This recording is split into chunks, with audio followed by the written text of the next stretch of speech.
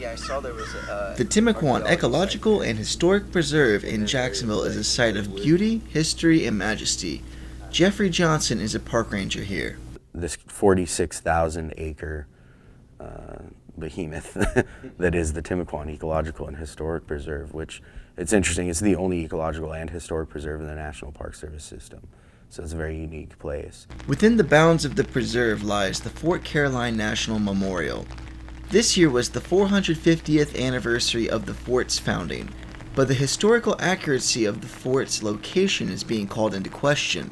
No archaeological evidence has been found near Fort Caroline's memorial to prove that the original fort existed there or even nearby. We can't say for sure where the exact fort is, and so it sort of has sparked this debate over, why did the National Park Service choose to put the fort exhibit where it's at? People have actually been searching for the ancient Fort Caroline since 1858. In February, 2 researchers challenged the assumption that it could be found in Jacksonville. Dr. Fletcher Crow from Florida State University and Dr. Anita Spring from the University of Florida claimed that they have new evidence showing where the fort really was.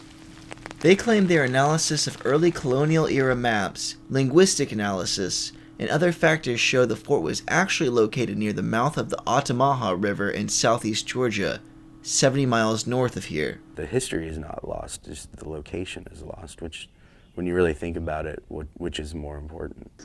Some scholars disagree with Crow and Spring's new claims.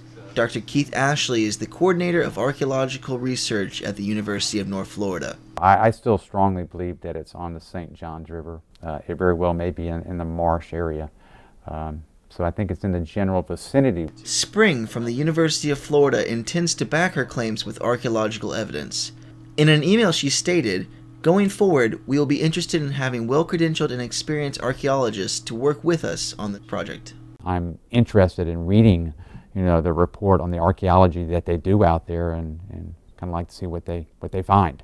Ashley believes that if the fort was found in Georgia, it would rock the historic community of Jacksonville. It would really change things dramatically. I mean, it's been a long-standing belief that it's on the St. Johns River. Dr. Alan Bliss is a history professor at UNF. He questions the new claims as well. His questions revolve around the historic attack on Fort Caroline, where Spaniards marched by land from St. Augustine all the way to Fort Caroline.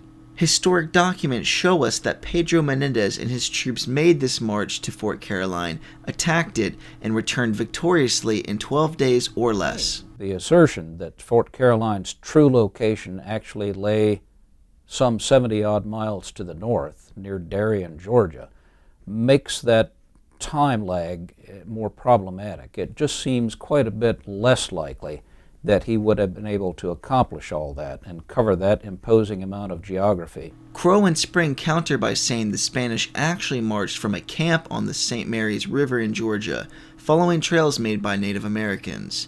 Despite his doubts, Bliss is excited about the controversial new research. Professionally, this means there is lots of honest work left to be done for historians. Scholars have many questions to answer regarding Fort Caroline, but one thing is certain: the search to find the mysterious fort is far from over.